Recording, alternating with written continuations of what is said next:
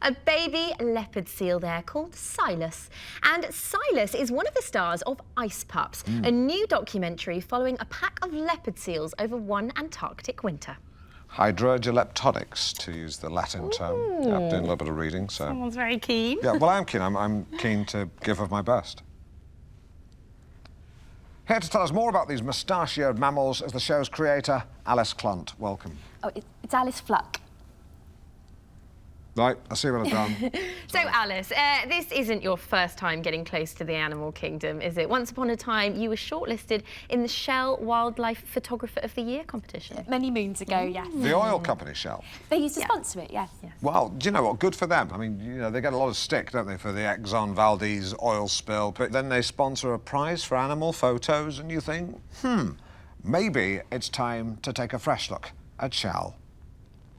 But tell us about ice pups, because leopard seal pups really are the most incredible animals, aren't they? They really are, Jenny. I mean, what you see in the pups and hopefully in the film is their spirit and their personality. Because don't forget, these guys are living in the most inhospitable place in the whole world. You know, they are tough. You do not want to mess with a leopard seal. Well over a ton, teeth like giant daggers, top speed of 20 knots.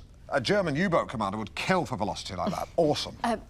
Well, what you see in the film, they do have this wonderfully playful side as well. And how? They toss penguins around like a rag doll and batter them against the sea till they're dead. Just wait for it, for fun. Brutal. Well, they're mischievous, certainly, and that comes from just being so intelligent. Well, the Allies trained them to deliver mines strapped to their backs to scuttle enemy craft in harbour. Boom, successful. We don't really touch on that on this film. This film is more about them in infancy and adolescence, and hopefully it's one the whole family can enjoy. Wrong tone. Wow, they're plucky little so-and-sos, though, aren't they? They have to be. You know, they're only weaned for a month, and then it's up to them to fend for themselves. Oh, breaks your heart, doesn't it? When you're around them such a long time, it is hard not to get attached. Oh, I think I'm a bit in love. Bless them. They're the most adorable little creatures. They seem to have such personality. You almost want to give them a name. Well, this one's called Silas. Yeah, but I know. I mean, a better one, though, like Richard.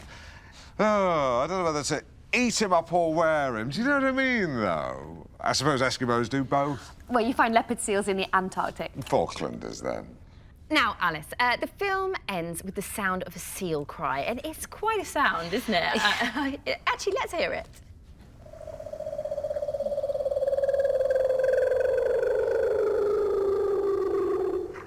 It's not a sound you forget. No. When I heard that, I had an overwhelming sense of Gary Newman. And you know the other musician I was thinking of? Don't know why. Seal. I do know why. It almost sounds sort of philosophical, doesn't it? I don't think that's the right word, Jenny. I think it's remindful. It reminded me of my granddad. Did it? Yeah. He made funny noises and he had whiskers and he liked fish. He was a smashing granddad.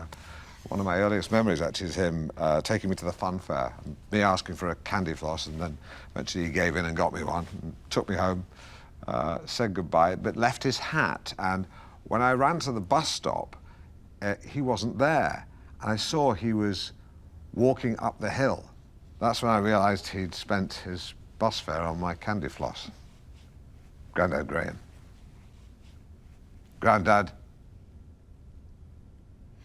And you can see the whole of Alice's film on BBC One tomorrow night. Alice Clunt. Fluck. Fluck. Thank you very much for joining us.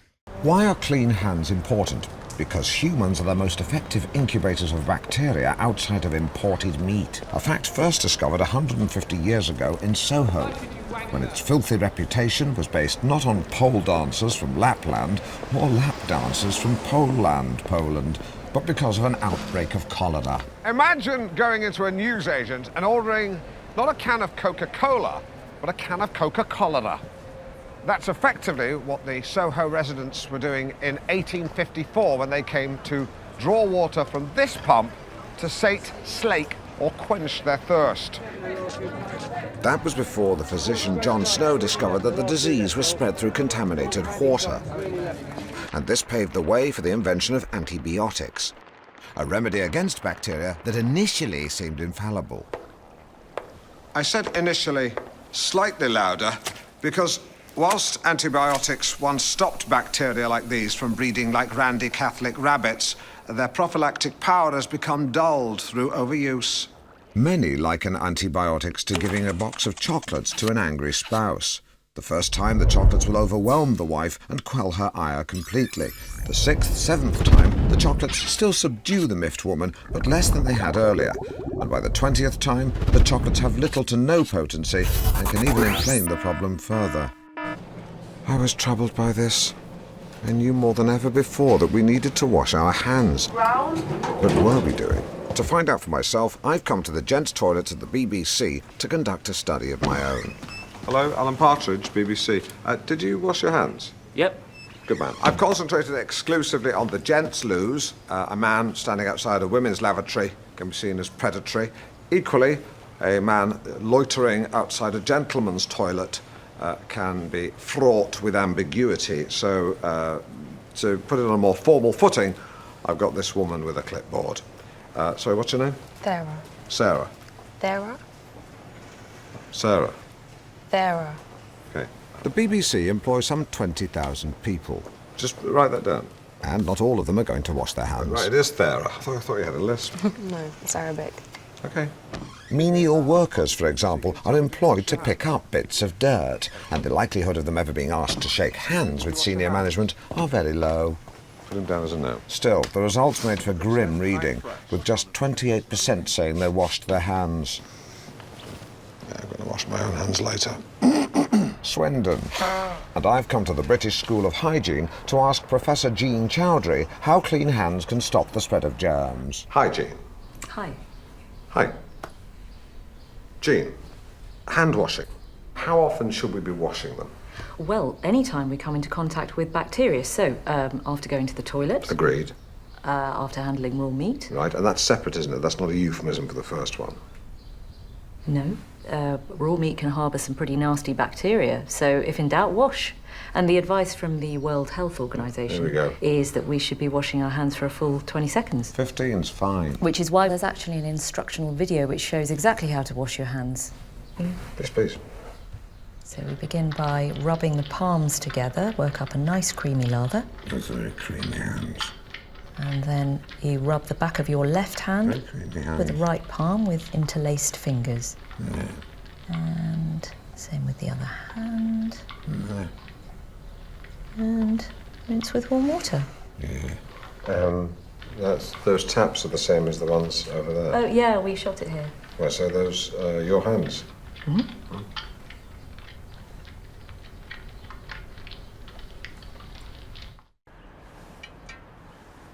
It seemed to me you lived your life like a candle in the wind. So said Elton John about Marilyn Monroe, Princess Diana.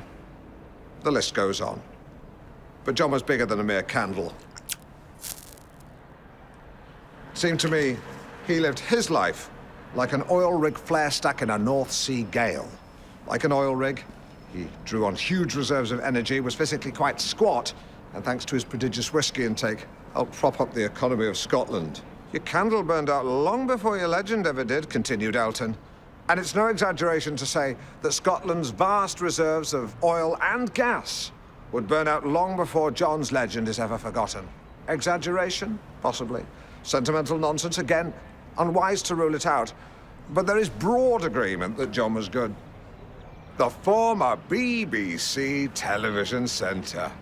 John had a real appetite for this donut-shaped building and snaffled his way along the corridors, gorging on the opportunity as he chomped his way to the top. His big break, or mouthful, coming in 1985 with the BBC's Getaway. And it needn't cost you a king's ransom. Consisting largely of John in teeming holiday resorts, sampling cooked breakfasts in blazing sunshine, the show was, like the man himself, cheap and cheerful. A great show. Terrible reviews saw it cancelled before the end of its run. But it alerted the BBC's early warning system to John's talent, and he was now a big fat blip on their radar. This led to what John called his golden period, a veritable roll call of Britain's best-loved telly. Scotland's strongest man, Cash Chaser, Britain's holiest hymn, Fly Tip Squad, Britain by Balloon, Gibraltar CID. Which is why in 2012 he was named host of new magazine show This Time, delighting us all with puns about hedgehogs being prickly. Prickly customers. John Baskell, what was he like? Oh, what are you like? Yes, it seemed to me you lived your life like a candle in the wind. The Life of John Baskell, by Alan Partridge. Now, while Telly John was larger than life, Private John devoted himself quietly and without fuss or fanfare to his charitable foundation, the John Baskell Foundation. Here to tell us more about the humble work of John's foundation, the John Baskell Foundation, Jenny is joined by John's brave widow, Fran Baskell. Thanks, Alan. Well, Fran, welcome to the show. Thank you so much for joining us. Such a load of toss. I mean, just a bore of it. Too much sirloin till his colon threw in the towel. Yeah. What do you got? Well, I've been on the phone to the council about the ramblers crossing your garden. Go on. They say it isn't a public footpath. Hallelujah. It's a public right-of-way. What's that when it's like? Well, it's like a public footpath, but horses can use it too. The previous owners didn't mind it, so it fell into public convenience. What? I wish you'd fall into a public convenience. You mean public access? Well, I quite like the idea of horses galloping across my view. Yes, because your mind's addled with Catherine Cookson. These riders don't gallop, Lynn. They just sit on their horses eating sandwiches in my garden. You're coming across well. Good. Remember, there's a vacancy here now. Lynn, keep your voice down. His body's barely cold. Fortune favours the bold. The time is upon us. Have you ever seen The Devil's Nanny from the film The Omen? No, why? Just you remind me of it, that's all. Try saying, "Have no fear, little one, I am here to protect thee." Have no fear, little one. I am here to protect thee. If you'd knocked on my door at Halloween, I would have fouled my unders. Yes, yeah, and then given you some sweets. As the Dalai Lama says, the show must go on. Yeah, you cock a snook at bad news, don't you? I do, actually. I'm a snook clocker. I'm sure there's an anagram in there somewhere. What? Huh? I'm just saying, I'm sure there's an anagram in there somewhere. Doesn't matter. Press on. Introduce your next guest. Calling me that? Not an anagram.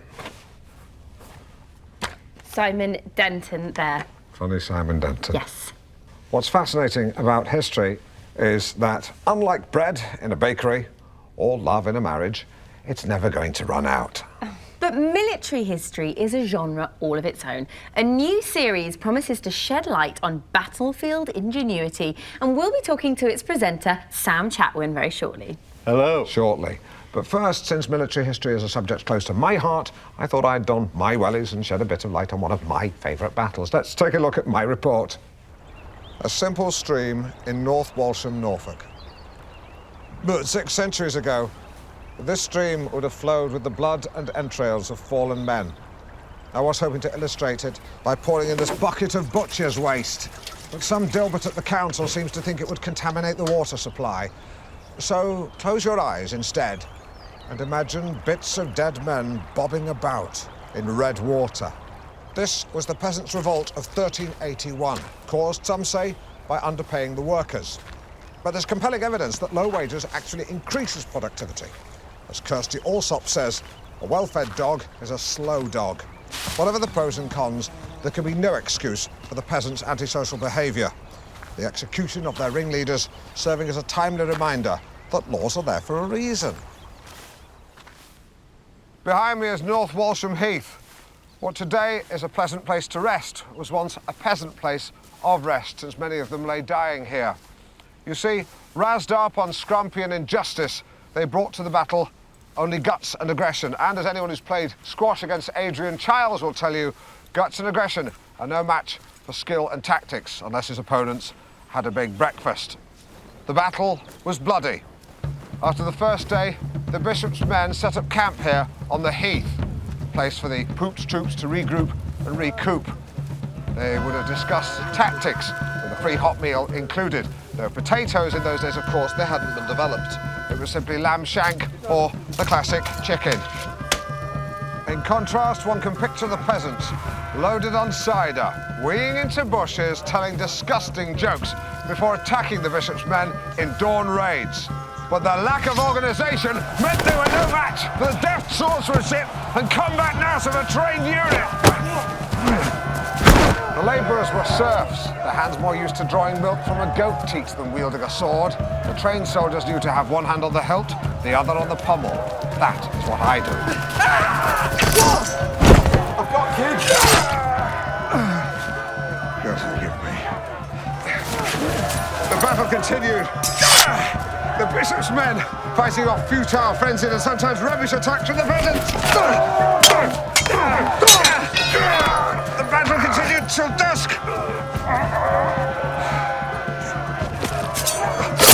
The last of the rebels dispatched had a bloody defeat that could have been avoided if the peasants had simply raised their concerns through the correct channels.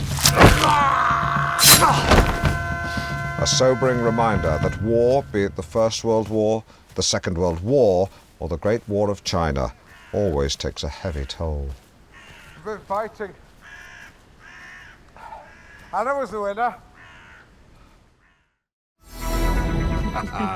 Good evening. Good evening and welcome to This Time with me, Jenny Gresham, and the man I am delighted, no, tickled pink, to announce is my new permanent co-host, Alan Partridge. I'd like to tickle you pink. Tickle you pink. So, end of an era, start of a new one. Thank you. So many messages, the vast majority being positive. Also had a great meeting with the team. Had a few drinks, a few canapes, said a few words. You respect me, I'll respect you. It's as simple as that. It was a good atmosphere, yeah. Now, plenty in store tonight. First, it's National Teenage Week. So every day we've been focusing on a different aspect of teenage life and getting down with Britain's youth. Oh, yeah. Take a look. What's up? And we're off. Yeah. Sorry. Now very quickly, now we're co-hosting, we should probably meet at mine for a lasagna once a week. You know, just to get to know each other, foster a bit of rapport.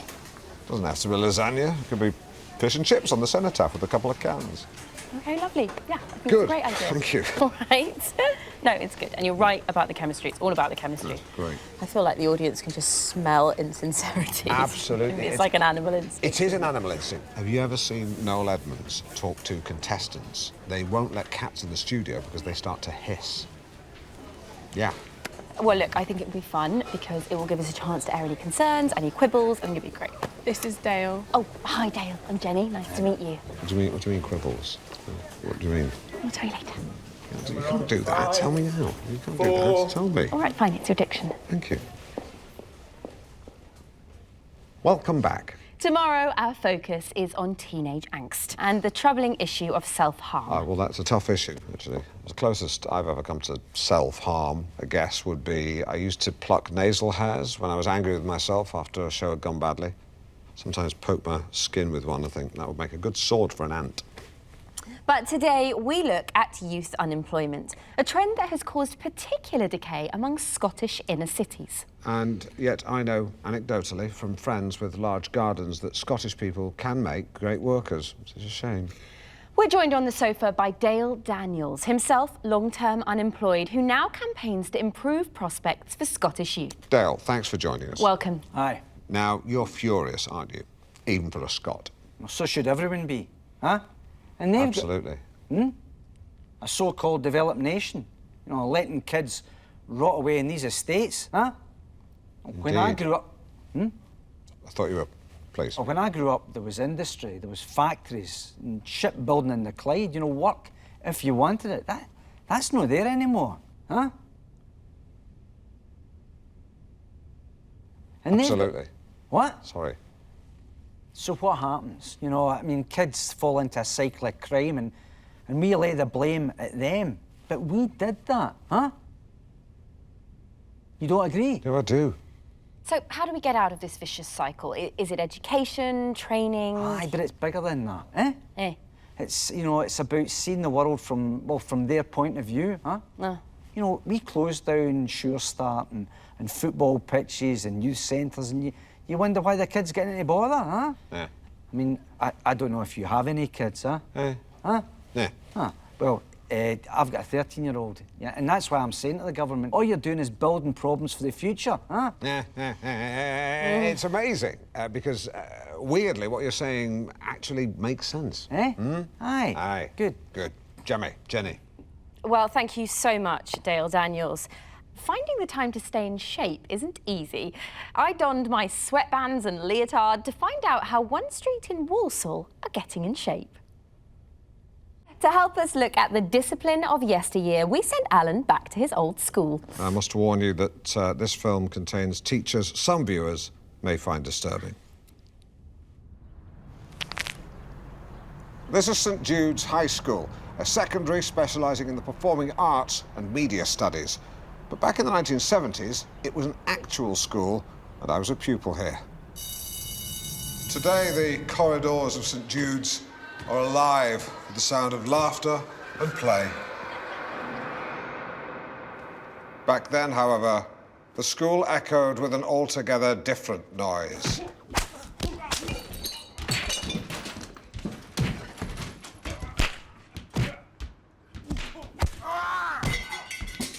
The noise of corporal punishment.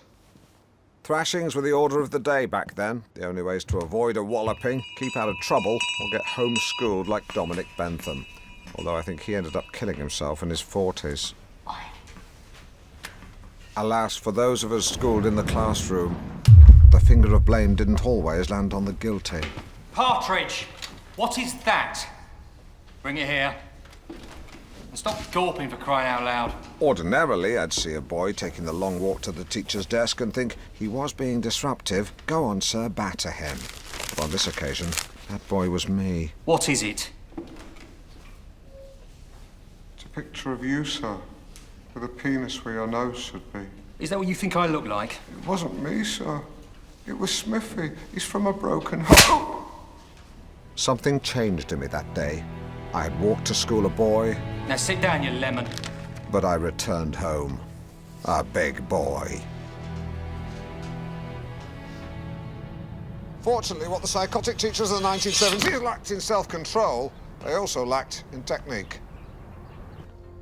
Inexperienced teachers would often opt for a one-handed stroke with little backlift and a short follow-through. But swing analysis from my squash coach reveals this to be both ineffective and inaccurate. With little rotation of the hips, the backswing ends here, which means the maximum arc of the swing is shortened, and an unsteady stance means energy dissipates as the swing is completed. But watch what happens with a firmer base and a longer backlift. In this case, the swing stops here. Look at the line from the shoulder all the way down to the knee. The wider stance creates stability so that energy can be transferred from the standing leg all the way to the front knee. And with the hips rotated right round, the striker is like a coiled spring. If we play on, watch now how all of that force is driven down through the arc of the swing, picking up speed, as the front knee bears all the weight, and then pow! The striker hits through the target, continuing to rotate the hips until he ends up in a finishing pose that is the mirror image of the backlift. Impressive. Eventually, corporal punishment was subject to a blanket ban, except in emergencies. But the memories remain. Sore heads, swollen knuckles, rosy red bum cheeks. Sounds funny. Don't feel funny. But first, how many of you out there are 100 years old? More than you might think. National statistics say there are 14,000 centenarians in the UK. And that's enough to fill the Birmingham Arena. Wow. Yeah, although presumably they need a lot more toilets. The latest addition to that exclusive 100 club received her telegram from the Queen this very morning. And as her granddaughter writes, she's a big fan of this show. Aw, here's what she wrote. 20 seconds. Where's my fucking water? I made it very clear I need a glass of water after exercise, or else white saliva forms at the corners of my mouth. Whose is this? That's mine off. Careful, it's fizzy. What? And I'm delighted to say Rose Haig joins us on the line now. Rose, are you there, my love? Well, of course I'm here. Where else would I be? Rose, many congratulations. Excuse me. Congratulations. Hello?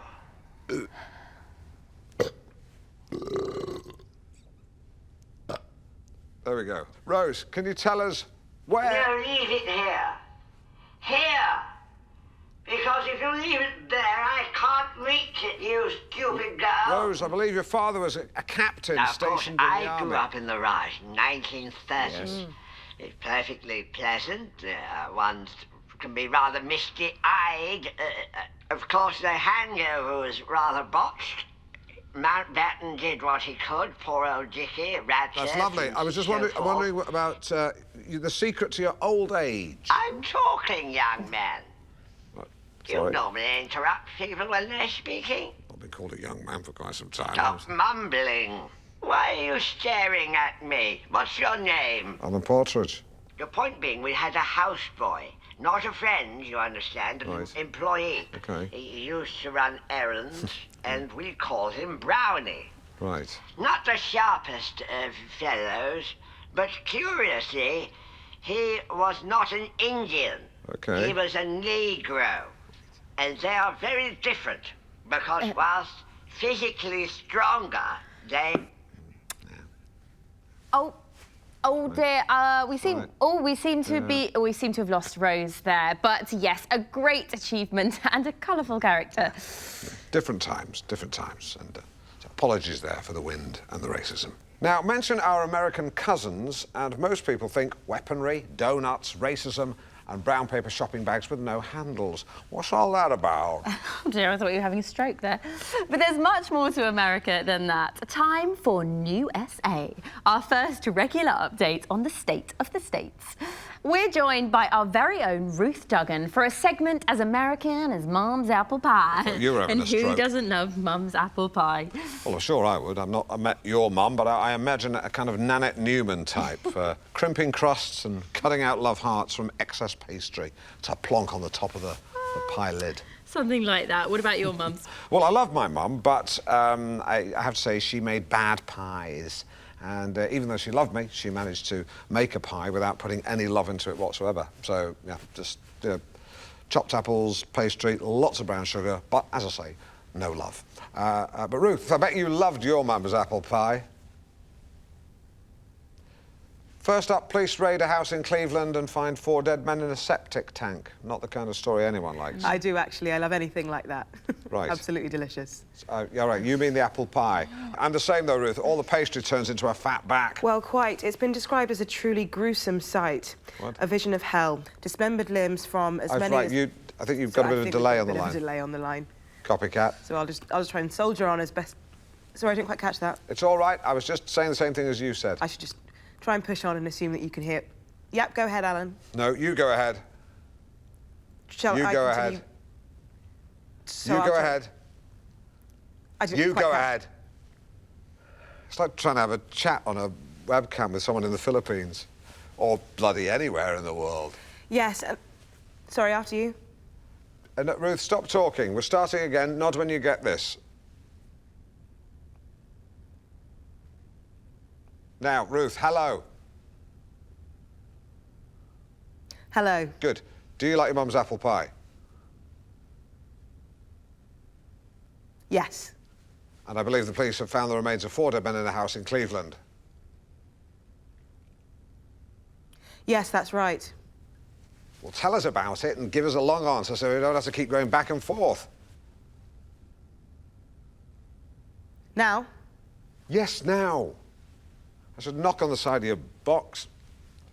Well, Ignore as the I said, box thing. it's a grisly discovery. And while the identities of the men haven't been... Sorry, the side of my box?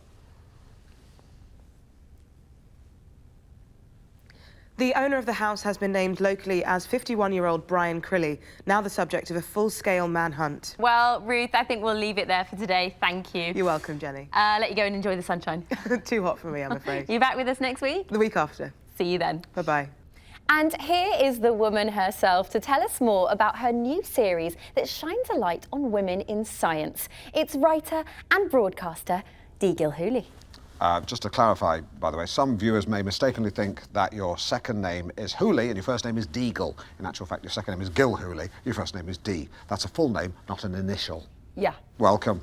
Wicked to be here. Cool. So you're perhaps best known as one of the regulars on Radio 4's Woman's Hour. Which, by the way, guys, well worth a listen. Oh, I wouldn't have had you down as a fan, Alan. Well, it's a curious story. I was actually stuck in traffic and Classic FM were playing music from an advert which I dislike. So I found myself listening to Woman's Hour and I thought, this is actually good.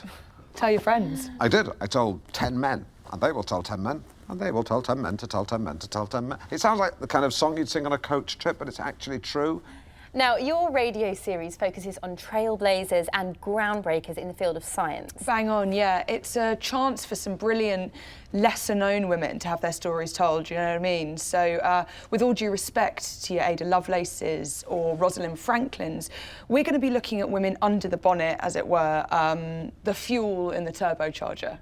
Because there's some fascinating women here. We're talking Vera Rubin, Nettie Stevens, Cecilia Payne. I mean, brilliant women. Oh, kick-ass women. Yeah, Cecilia Payne's actually is an amazing story. A British astronomer, got her doctorate at 25, boom. And she wrote a paper on the composition of the stars, but was persuaded not to publish it by her colleague Henry Norris Russell. Years later, her findings were published and credited to, you've guessed it, Henry Norris Russell? Bingo. You still with us, Alan? Yeah. See, I'm sorry to... Actually, it makes me physically sick to say this, but I was miles away. Which shows this is a real problem within men, isn't it? What I will say, the purposes of clarification, is you don't put fuel in a turbocharger. It's a small turbine housed within the exhaust that utilises excess gases, loops them back round, increases power output. So small capacity engine, big hike in power, very efficient. That was told to me by an engineer in oily overalls called Karen. Woman. Fair play. Yeah. Well, because women in jobs like that have to put up with their fair share of jeering, you know, even now in 2018, and they just have to accept it. If I can just speak as a male, I'm sorry, I have sinned. I've stood on the pavement with other men and slow hand clapped as I watched a woman try to parallel park. And that's wrong. And I think if I saw the same thing happen today, I would just, you know, shout out instructions. Or just leave her alone. Yeah, I'd shout out instructions or just leave her alone. I'd ask her which she prefers. Or just leave her alone. Or just leave her alone. Yeah. These issues need to be aired by women. We're still seeing powerful men harassing women when all they want to do is do their jobs and be left alone. Amen. Hey, women. I mean, I feel you. I feel you. I don't mean I feel you. I wouldn't do that unless I was your doctor or your boyfriend. But I totally identify with what you're saying. Well, I think the Me Too's a woman thing, Yeah, really, exactly. isn't it? I mean, I'm not sure it's that helpful for a man to presume to know what that's like, to be honest, but anyway. Of course it is. Yes. You know, if men actually listened to what women were saying on harassment, then they'd shut up and listen, but they don't. You know, so we're still seeing the same things time... I've been sexually harassed. I'm sorry, I wasn't aware. It's not quite the same thing that women have been through, but it is a bit.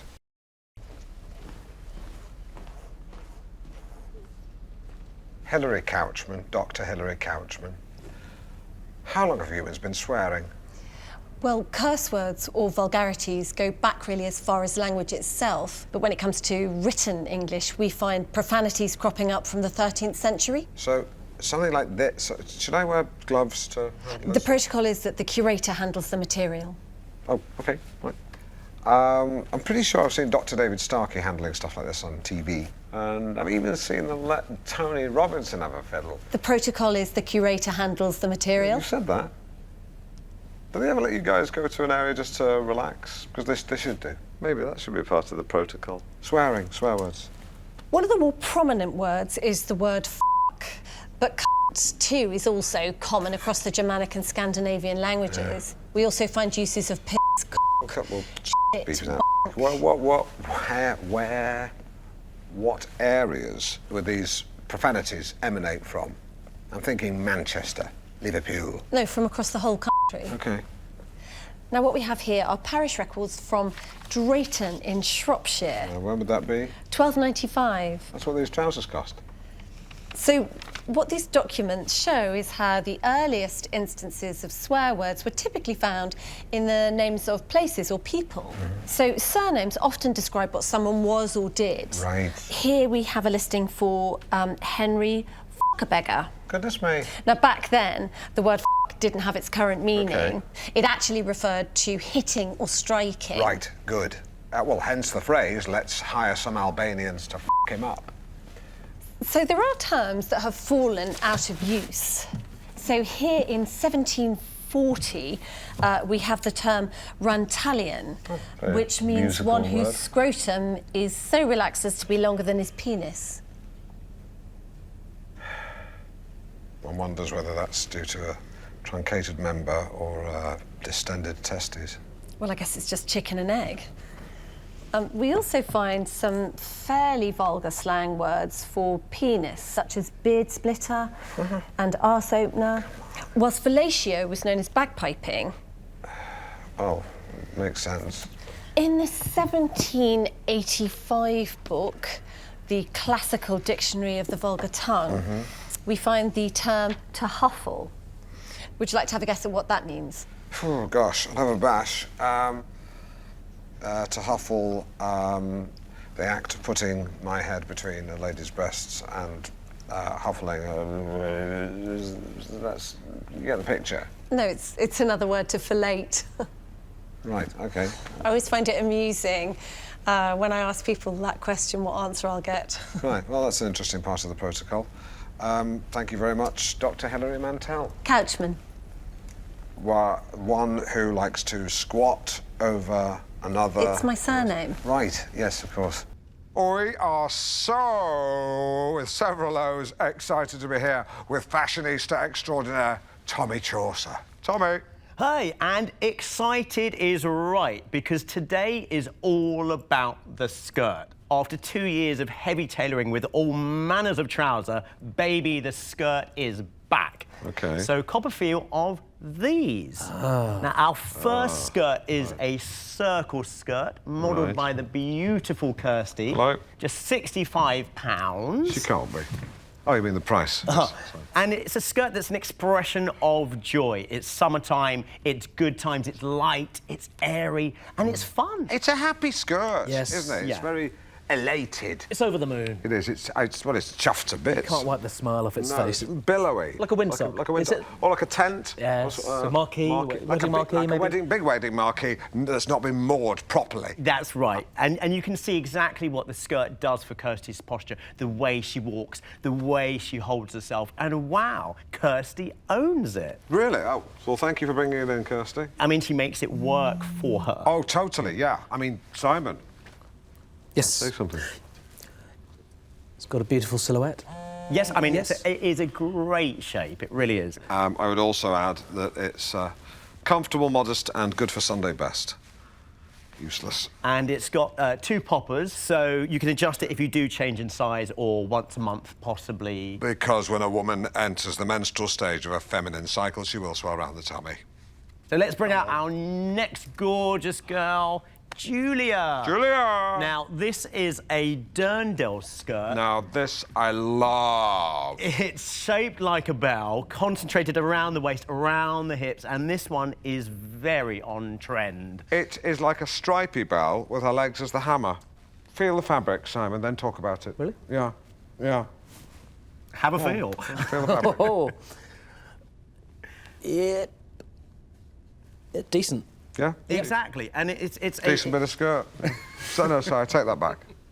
Well, it's saying Dolce Vita, Roman holiday. It is, it's saying... Molto bene! Molto bene! Molto bene! Molto bene! Not that loud, but, you know... There's no getting away from it, Tommy. Sometimes Simon and I can be outrageous, really can. Let's look at another woman in a skirt. Our next skirt is modelled by the lovely Louisa. Oh, very curvy stripes, like she's been squeezed out of a giant tube of Colgate lady paste. And we've paired the skirt with daring red shoes that really draw the eye. And it says I'm on the town, it says I mean business. It says I'm comfortable, but I'm nobody's fool. Yeah, it's saying I'm a whirling dervish. Yes, I like to go to the office, but sometimes I like to sit on a park bench with Ryvita and Philadelphia looking sad. But it's also saying I'm happy, I like to leap in the air and sing, whoa, body form. That's, yeah. It never bloody shuts up, this Yeah, skirt. well, What are you talking about? it is a stripy chatterbox. It is skirt. It's a magnificent skirt. Tommy, join me at the lady. I think this look works for Julia, but I can also see her perhaps with her hair up. Totally. Excuse like me, my this. darling. Thank you, darling. Maybe a shocking pink clutch bag, sleeves pushed up, LA Law style. Totally. Hair up, daytime casual, hair down, one word, accessorise. Wrist, neck, ears. Head, shoulders, knees and toes. No. Nails, lots of colour, accessories where you can really let your hair down. Yeah, although I just told you to put it up to me. She's smiling. Earrings, maybe a couple of big hoops. Just toss your head back and shake it around, let them clank against your neck. Thanks, Louisa. Thanks, sweetheart. That was sensational.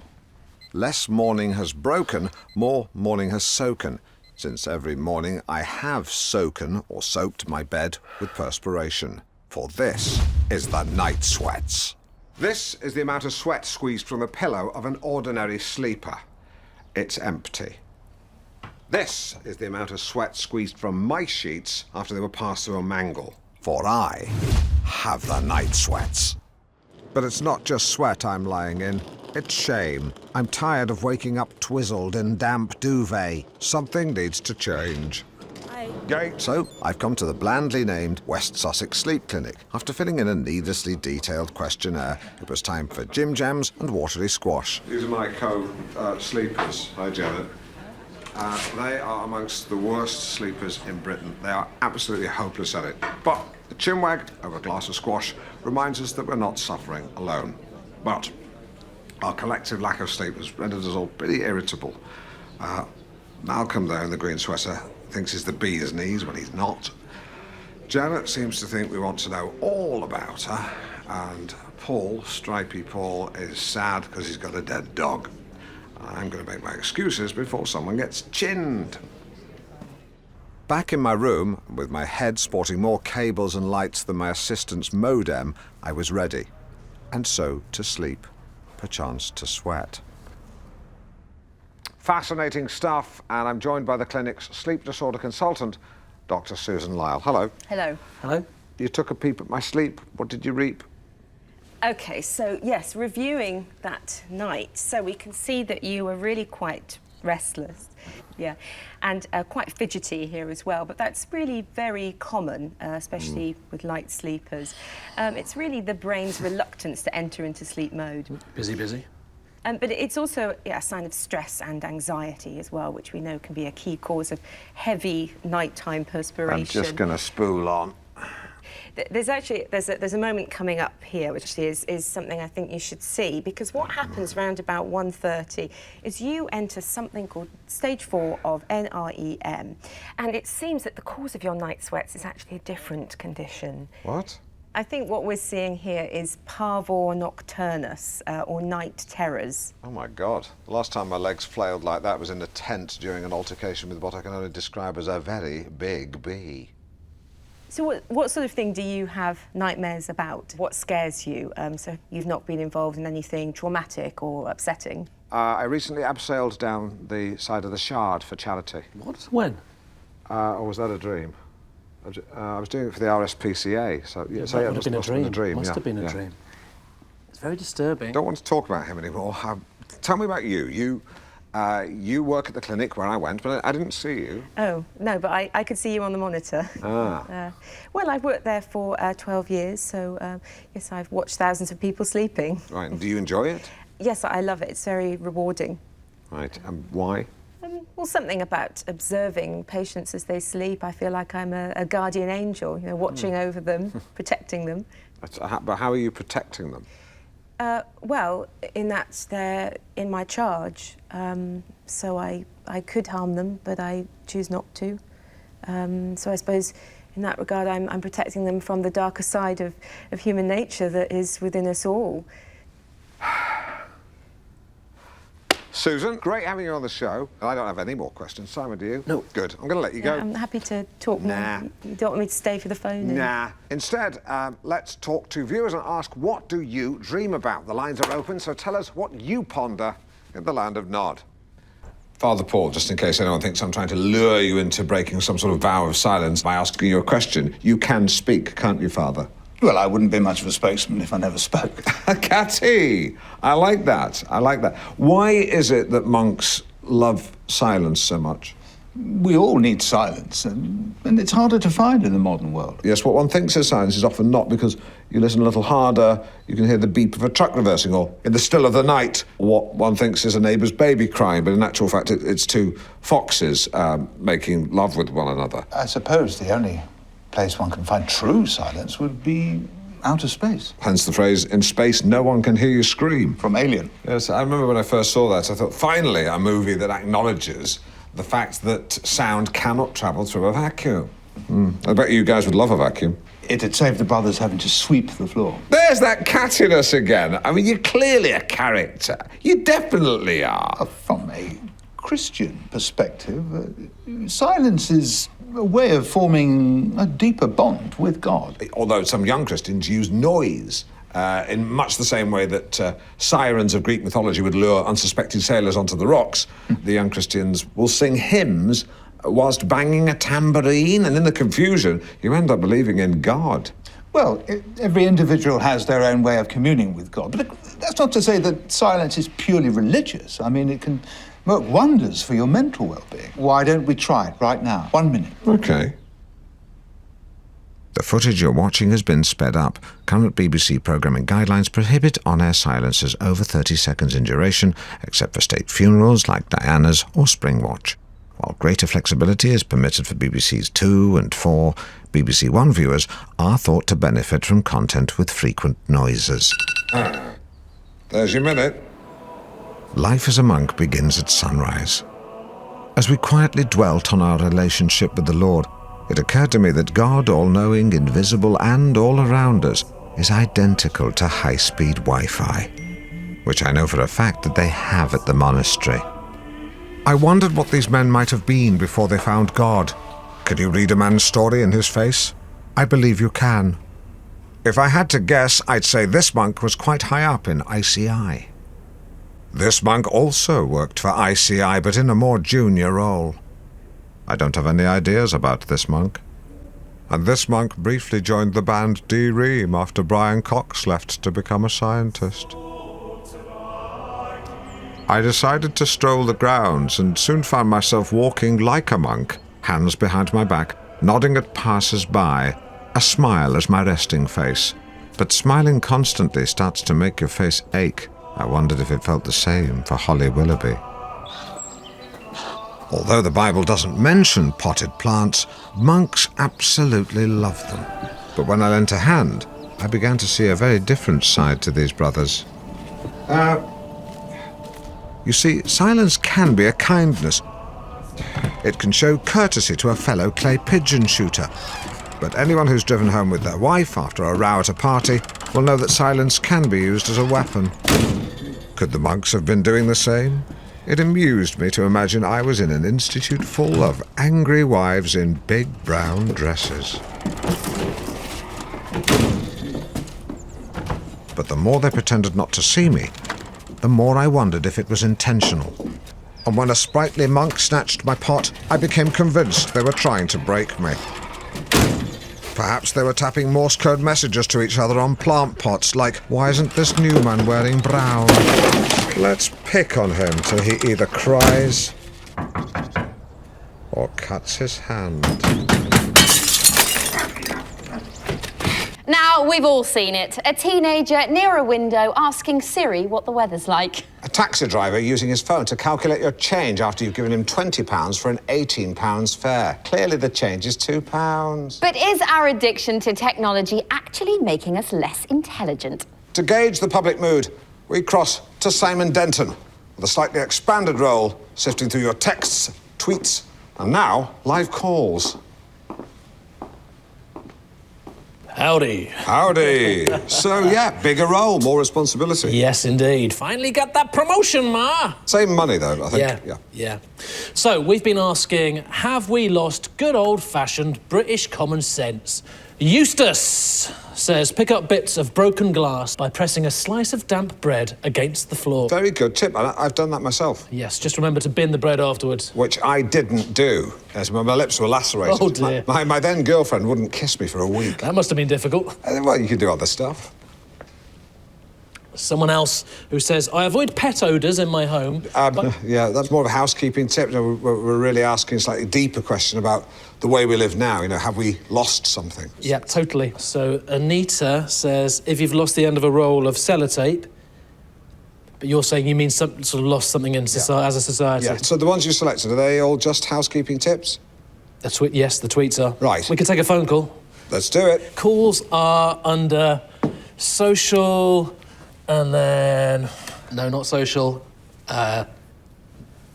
Stay calm. Hang on, I've got it here. Live, and then phone. Right, there are 3 phones.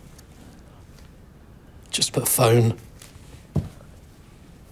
No. Yes, OK, so now I think we have Stephen Tent on line 4. Stephen. Stephen, are you there? Steve? Stephen Tent on line 4. Go to... Steve? Go to emails? Let's do it. Let's do it. Let's fall in love. Bear with me. I wish there was a bear with you. You'd probably make a better job of it than you. Seriously, mate. Now, there is a way of getting from here to emails. You make it sound like Fort Knox. Fort! Stephen Fort. It's not Stephen Tent on line 4. It's Stephen Fort on line 10. Right. Well, let's go find him. Come on, then. What's all the fuss about now? Let's go. Come on, let's travel. Stephen Fort on line 10. Just missed him, I think. Here's what we've got coming up for the rest of the show. Oh, Ruth, sorry again for the misunderstanding with your father. Water under the bridge. Yeah, it's just that I had not seen him in the studio before, and the reason I said I thought I told you to wait in the car was because I mistook him for my Uber driver. I don't know if you know, but the picture they show on the app, it's quite small. To be honest, I quite enjoyed watching you squirm. Hi, Ruth. She never gives me a bloody inch, this one. Going live in 5, 4... Welcome back. Now, as part of our crackdown on crime season, today we're looking at punishment. Yesterday, we heard your views on the return of flogging. But today, is mass imprisonment still good policy? Ruth Duggan joins us to tell us about a very different approach. That's right, Jenny, because for the last 24 hours, Alan has been wearing an electronic tag. Voluntarily, I should add. Yes, you should, if you don't mind. Sorry, wouldn't want to cast you in a bad light. Yeah, don't do that, we'll get letters. Yeah, seriously, some people just don't like it. So, Ruth, tell us about the tag. How does it work? So, tags allow probation services to monitor compliance with home detention curfews. Essentially, if you aren't home when you're meant to be, it raises the alarm. Not quite right. OK. The latest tags, like the one you wore, monitor all of an offender's movements 24/7 using GPS. Right, I see.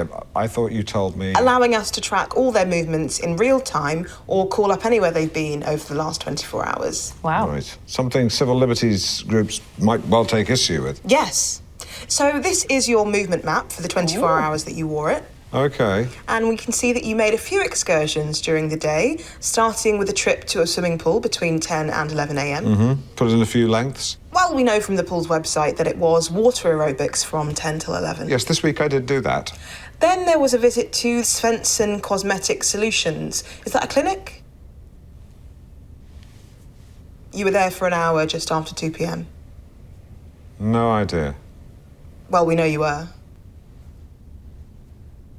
No idea. But it was you who went there. You don't remember? Nothing. It was yesterday, Alan. That's something a probation officer might flag. Hair clinic? Likewise, your next stop, a visit to a clothes shop. Ah, yes. McGovern's of Norwich, gentlemen's outfitters. They made me a pair of twill pleated notchback trousers for the Goodwood Revival Festival, which I needed to get fitted with an elastic waist. I'm afraid when it comes to my battle with my waistline, I'm waving the white flag. Not too self-conscious to admit that, you know, which proves I wasn't trying to conceal anything earlier. You went back and forth to the gents' outfitters 16 times. That's correct. Which, again, a probation officer would query, as it might imply illicit activity. Or even indicate mental health issues. Could do. I mean, I do 10 Sudokus a week, but yeah, could do. Well, you can see how it looks odd. Not really. I went to town to drop my trousers off, then it started raining, so I ran home, and then I remembered I'd driven into town, so I ran back to the car park for my car, but realised I'd left my parking ticket at home. So I went back home to get my parking ticket, but couldn't get in because I left my house keys in the car. So I walked back to the car, got the house keys, walked back home, went in, got the parking ticket, walked back into town for the car, and drove it back home. Then McGovern's called to say my trousers were ready, so drove back into town, got the trousers, but I realised I'd left my wallet at home, so I couldn't leave the car park again. Walked home, got my wallet, then walked back to get my car, but I left my car keys at home, so then I walked back to the car and drove home. Then I realised McGovern's had given me the wrong trousers, so I drove back to town, swapped them for the right ones before walking home.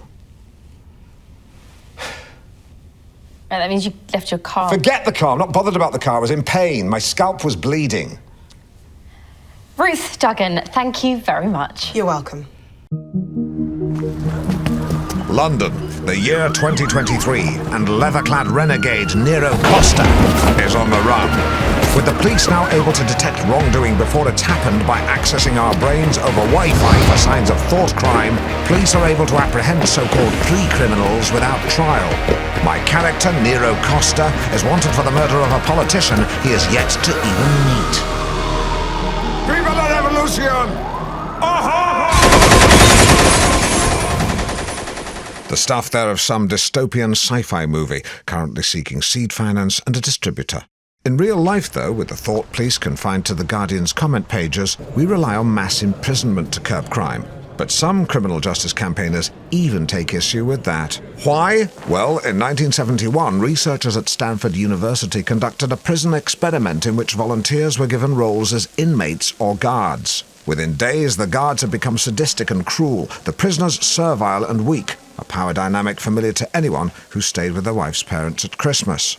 I have personal experience of the kind of damage the Stanford experiment can cause. In 2004, I'm ashamed to say that I took part in a Channel 4 rehash named Loose Screws. If you ever want to see your kids again, you better start showing some respect. Right, who's next? The series was never broadcast. Where's Vernon? Academics pour scorn on our prisons from the comfort of their leather big chairs. But how many have ever been in a prison? None. Whereas I've come to sample a bit of porridge firsthand. Not the kind I have for breakfast. Organic oats, linseed, sliced nana, all washed down with piping hot coffee and my tablets. But it's Alan Partridge, I've got permission. But the kind of porridge served at Her Majesty's pleasure, with the only piping hot coffee is the hot coffee thrown in your face by a troubled teenager with a rubbish dad. That's right, Borstal. Tissue, item, semi-used, access key insignia with leather toggle. Chicken shop wet wipes, 5 units. I didn't want to go to a men's prison, but seeing as the women's prison didn't get back to me, I would be incarcerated here in a youth offenders institute. For the homeless. And the gloves? Why? To kick off, I spent what seemed like an hour with prison governor Maurice Pelt. It's about carrot and stick, isn't it? Although you can hit people with a carrot. He said the boys nicknamed him Strangeways because he used to work there, but I'll let you be the judge. When these young lads walk through these doors and become inmates, I stand them where you are now, and I say, what? You blew it, kid. I say, forget what might have been. 3 words, Alan. 3 words that are banned in my office. Shoulda, woulda, coulda. Should have done this, should have done that. You didn't. Could have done this, could have done that. You didn't. Would have done this, would have done that. You didn't? No, you didn't. I liked Maurice. His inspirational shtick could be a little preachy, honed by Sunday mornings spent as a Christian minister. But if he thinks we have a soul inside us, like some sort of holy spleen, where's the harm in that? Because you know what the prize is, huh? It's the future. What's the prize? The future? Wrong, no. Not the future, a future. As a boy's eye. Because changing direction is a choice. But whose choice? Mine. It slowly dawned on me Maurice was asking questions he knew he and I both knew the answers to, which felt like cheating. Then again, although a bit simplistic for the likes of me, Where is it? Behind you. It was perfect for daft lads. Target is an Al-Qaeda cell. 4 terrorists are in the building. In addition, they have as many as 4 hostages. Your mission is to recover the hostages. We're in 2 teams. A team led by Danny will secure the perimeter. B team today will include Alan. Lads. B team will enter the building through the door on the white aspect. The hostages are being held on the far side of the blue aspect. Any questions? Sir. Alan. Recommend we use night vision capability. It's 1300 hours, so no. Copy that. Questions? Open door right! I've got the rear! Open door left! With me! I've got the rear! Open door right! On me! I've got the rear! Special Forces experts agree it's important to guard the rear. Partridge, get me! This was my signal. A gauntlet thrown down. We know eagles dare, but does a partridge?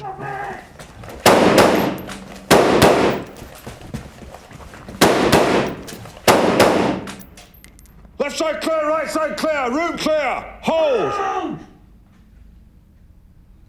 Did you see that? Did you see that? That's right. So, how do you think you did?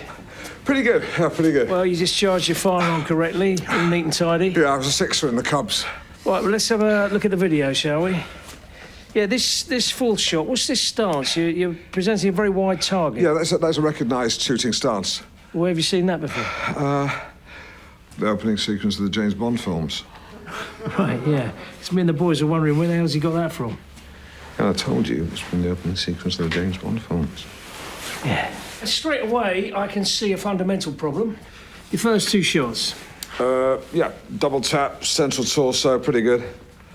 You've killed a hostage. Oh, Alan. Terrorist, unharmed. Hostage, dead. Terrorist, unharmed. Hostage, dead. Terrorist, unharmed. Hostage, dead. That makes 4 unharmed terrorists and 4 hostages killed. That is suboptimal. We would call it a catastrophic failure. I mean, why did you shoot this guy? This is an Islamic terrorist cell. This guy's clearly a Sikh. Oh, come on, I mean... Do you know many Muslims that wear turbans? Sinbad the Sailor? Catastrophic failure. Well, wait a second. I was charged with incapacitating 4 targets and recovering 4 persons, which, to be fair, I did do. The only twist was... that you saved 4 terrorists and killed 4 hostages. Precisely. I mean, that's a good shot. Now, this one, it's called White Diamond. Perhaps another one of Kirsty Allsop's bridesmaids. Did you have a drink before you came on? It's champagne, lime cordial, big slug of Cointreau, white grape juice, and egg white. Like poached egg? Oh, no, it's raw. For God's sake, Rosie. What? You can't eat raw egg. It's a raw egg, No, Rosie. it's a common ingredient. Sorry, just a disclaimer. Please don't try this at home. Rosie's attempted it here, but in controlled conditions, with first aiders on hand. Please, cook your eggs. Be safe. Be egg safe. Rosie, let me pick your brain. Because me and my mum, we always go to Queen's for the tennis. Like this one. The first cocktail afternoon of the summer. What would you make for that? It'd have to be a rosemary champagne fizz. So gin, grapefruit and champagne. It's English, it's fun, it's summer. Those are the new cocktails, but what about the classics? Rosie, what do you think is the most popular cocktail in Britain? Espresso martini. Alan, what do you think? Mine's gone blank. Shandy. Well, we hit the streets of Nottingham to find out which came out on top. And we're off. That was great. Oh, really, it's okay. Smells of stuffing. Oh, it's you. Just to say, I've looked into the annual report, yes. And it turns out Jenny earns slightly more than you. Okay. It's to do with the way the deal is structured. It's an accounting quirk. Okay. It's only about £200, but it just means she's higher than you in the list of the BBC's best paid presenters. Okay. Are you okay? Okay. OK, I'm OK. So you're in a bit of a pickle. You want more, but you don't want to complain because women have got a bit big for their boots. Yeah, all right, Lynn, that's for the car, but thanks for the intel. Have a white sparkle. OK, places, people. You like egg, don't you? And we're back in 5, 4. So there we have it. The mojito is Britain's favourite cocktail. And Rosie, you're making us one to end the show. I am. Now, the secret to a good mojito is not to overdo the mint. So it's lime juice, sugar, a little mint. They're already in the shaker. Go on, make it then. And, yes, a handful of ice and a good slug of rum. Oh, I love rum. And then you give it a good shake.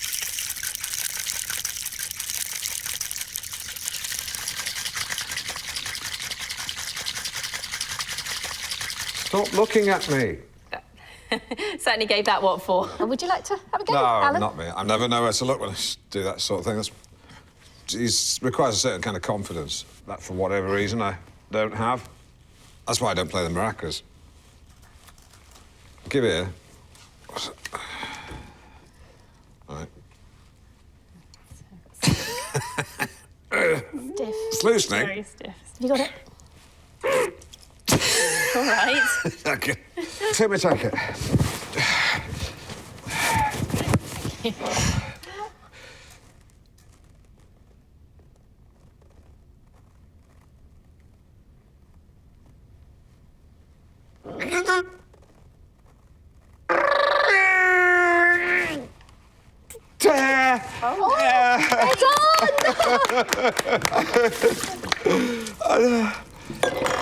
I don't know why I did that. Rosie, thank you very much for joining us. That was great. It was great. It was really great. What are you doing my jacket? Sorry for bollocking you before about the raw egg thing. But don't do that again. Oh, and I believe Simon has an email. Simon. Imagine two things you enjoy. Great individually, but put them together and you get something quite special. Strawberries and cream, egg and bacon, yawning and scratching, Johnson & Johnson, Charles and Camilla. But what about drugs and sex? This is chemsex. Chemsex is a compound word. Chem derived from the word chemical and sex from the word sex or sexiness. Confined largely to the gay community, it emerged around the year 2010. A time of unrestrained glee as a nation dared to believe the nightmare of a Labour government could soon be over. And as revellers lost their minds to the sound of Keane and the Black Eyed Beans, little wonder that the hedonism spilled over into sex and drugs. The primary drugs involved in chemsex are crystal meth, GHB, ketamine and mephedrone, a dose of which, under controlled conditions, I was about to take myself under the watchful eye of pharmacist Dr. Raj Prasan. Now, do you say MCAT or meow meow? I say mephedrone, its chemical name. Right. I like to say meow meow. You're going to administer this drug under controlled circumstances, and then I'm going to gauge its effects. You're going to play guinea pig. Right. That wasn't explained to me. I've never played that. I mean, in terms of the experiment. Oh, right. Sorry. I thought it was some sort of gay sex game. Yeah. Mind you, I'm not sure a man can squeal like a guinea pig, can he? I'm just a pharmacist. Right, yeah, because you're the chem of the chemsex, yeah. So Dr. Jekyll and Mr. Hyde, you're the Dr. Chem, and Mr. Sex, we've yet to meet. I'm just a pharmacist. You said that. You said that. So, you give us the drugs.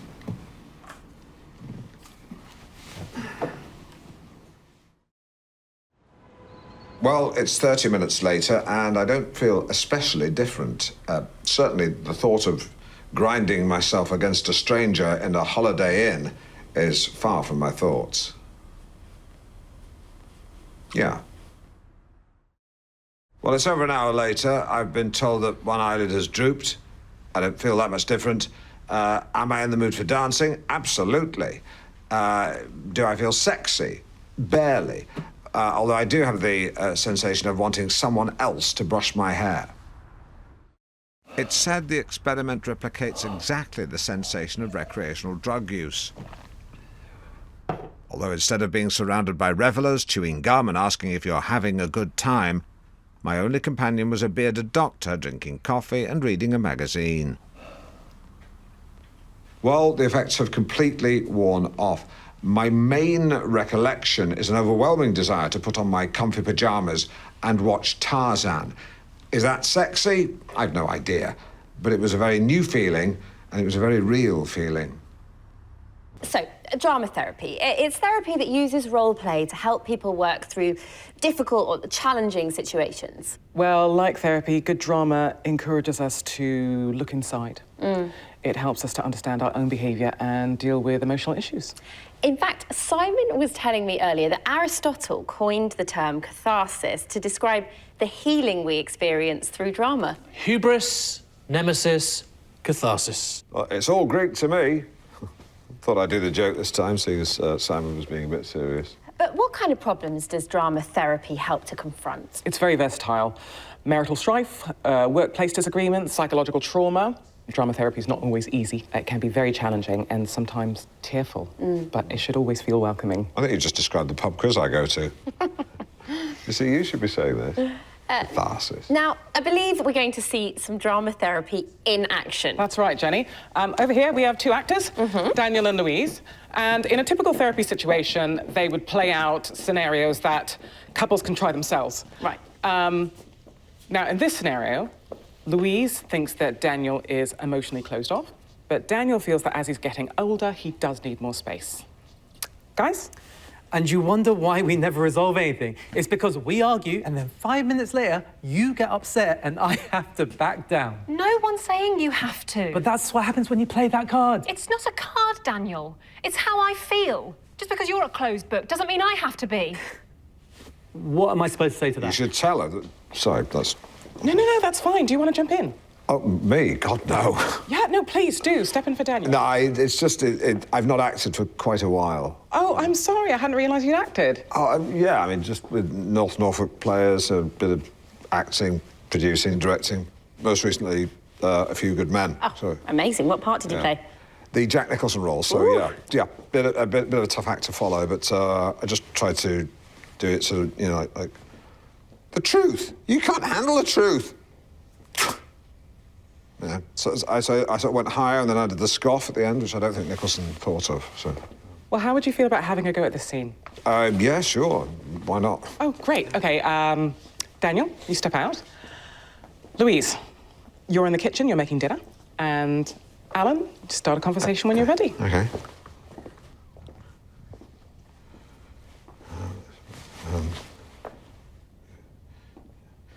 Don't overthink it. OK, yep, right.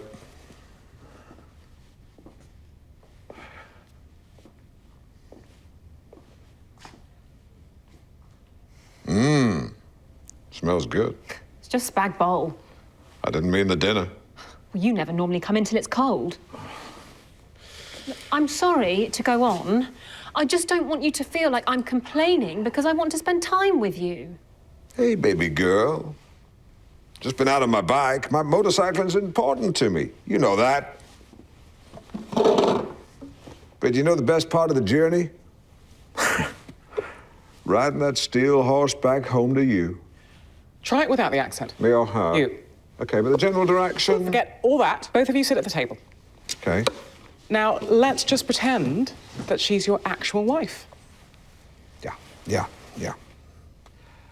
Look, I wish I could spend more time with you. See, I hear you saying that, but I don't feel it. Then we'll figure something out, but you're going to have to stop going on at me. I'm sorry if I've got a gift that people enjoy and I find very satisfying. I'm sorry that you don't have that because for some reason God didn't give you any talent. Shall we stop there? Yeah, that felt good.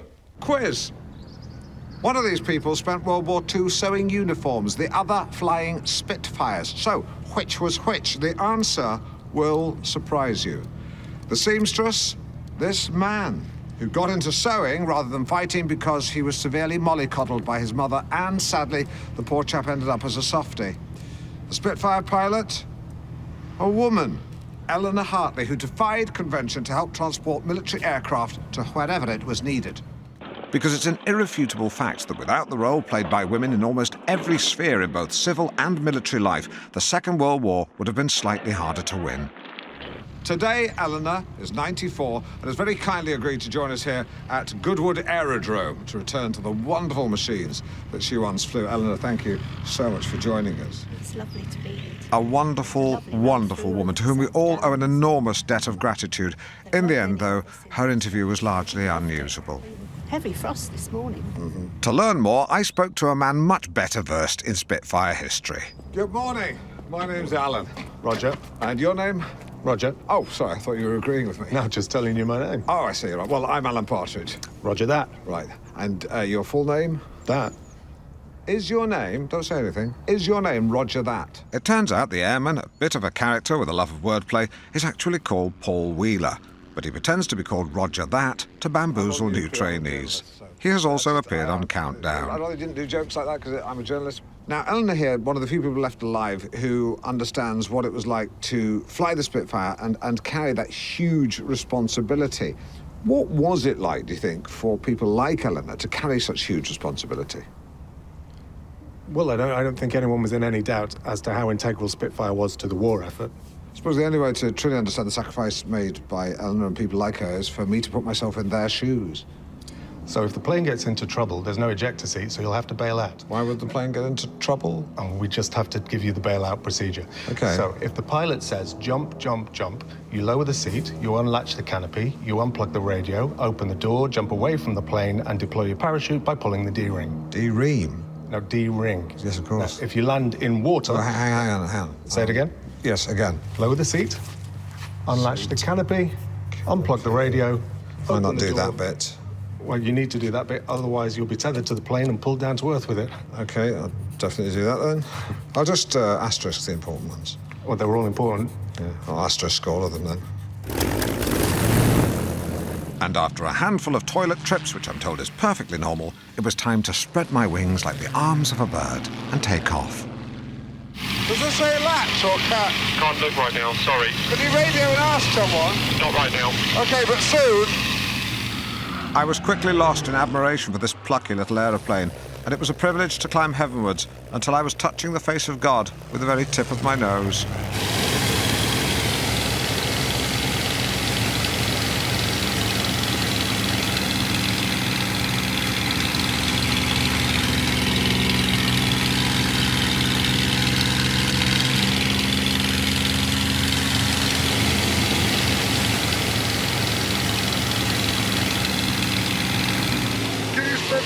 Please.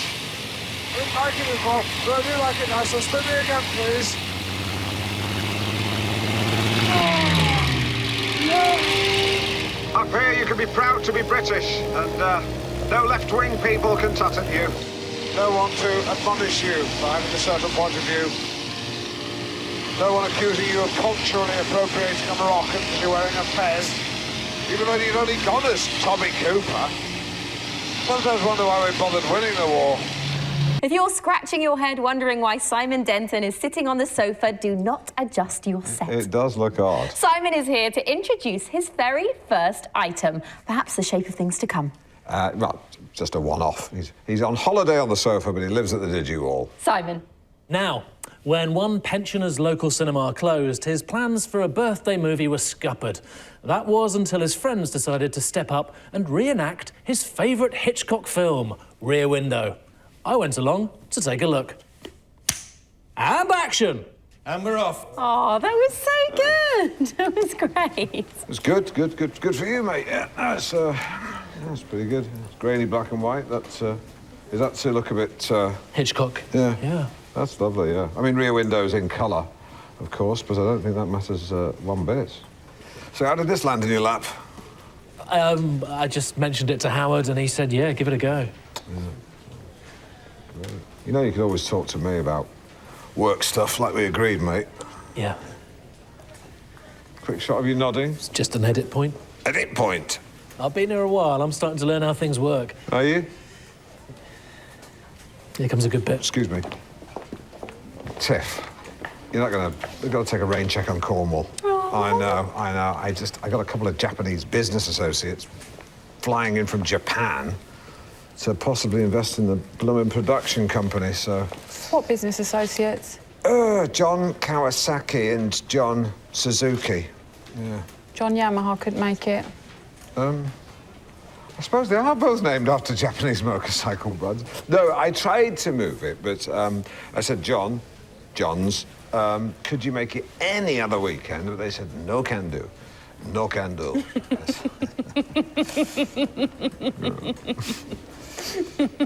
Yeah, I know, Japanese, the way they do talk in a slightly funny way. You shouldn't really laugh. Japanese. Yeah. Don't dick me about. Places, people, and we're back in 5, 4. Oh, Simon Denton reporting there. Didn't he do a good job? And they were so welcoming, not just Annie Arnold at number 10, but all her neighbours on Davenport Close in Kirkstall. A real community. Oh, lovely. Are you allowed to give out someone's name and address like that on camera? I'm not sure. Don't know. Right, I shouldn't have assumed you knew. It's just that when you've been here a while, you learn how things work. Yeah, we're all right. Our apologies there, just for a slight slip-up. It's live TV, we all have our moments. He doesn't have all this problem, but he just sticks to the jokes. I had the VT today. Can't you do both? No time, mate. We want to giggle. Give us a break. I did, remember? And there we have it, a brief but fascinating exchange between Jenny Gresham and the Princess Royal. Plenty to unpack. We learned Her Royal Highness is, in her words, very well, and pleased that she could be here.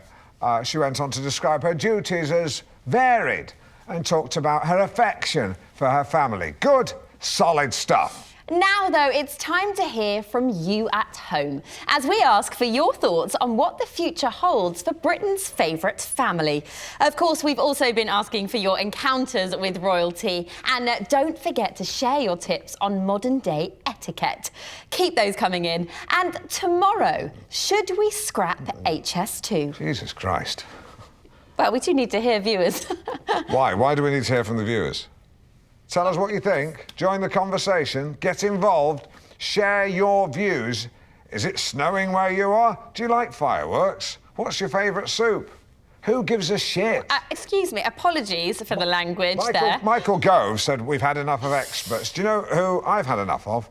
Idiots. I'm not sure I'd call our audience idiots. Look at the tweets, Jenny. I mean, read the mailbag. Everyone at the BBC thinks it. They never say it publicly, of course, but behind closed doors. Whispered in the corridors, that's where you hear the truth. They think Countryfile is boring, they don't understand darts, and they don't really care about your opinion. The BBC is committed to letting ordinary people have their say. There's nothing in between.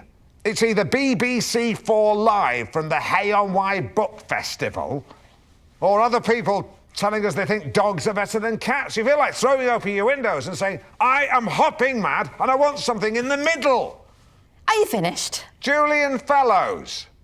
I don't like Julian Fellows. What's that got to do with your argument? Nothing. I just don't like him. Well, I'm sure, Simon, we have plenty of viewers getting in touch with their royal stories. Well, actually, we're getting people shouting Alan's slogan from their windows and tweeting in to let us know. Let's see, we've got Bournemouth, I'm hopping mad, I just want something in the middle. Southend, I'm hopping mad, I want something in the middle. Same with Warrington, I'm hopping mad, something in the middle. Hull. I've touched a nerve. Anything from London? Nothing from London, no. Well, we're in London. Let's go and have a look. Terry, come with me. Simon, do you want to come? No. I'm sorry I clouted you. It's all right. Everyone, go to your windows, open your windows, and just shout out at the top of your voice. I'm hopping mad and I want something in the middle. This way. Follow me, sorry. I can hear them now. Okay. Keep shouting. Keep shouting. Hey, you. Say that again. Say the whole thing. Right, so you get that. Cheers. Cheers! Good. They're all saying it. Hey, yeah, all right, whatever. Fucking idiot. Yeah, that's not going to happen. Anyone else hopping mad who just wants something in the middle? No, we can't count you twice. Anyone else? Any more? No? I mean, that's 3 people. They say for every person who complains, there's another 20 who silently agree, so that's 60 people in this area at least. Minimum. You roll that out across the country, it's got to be 1 million.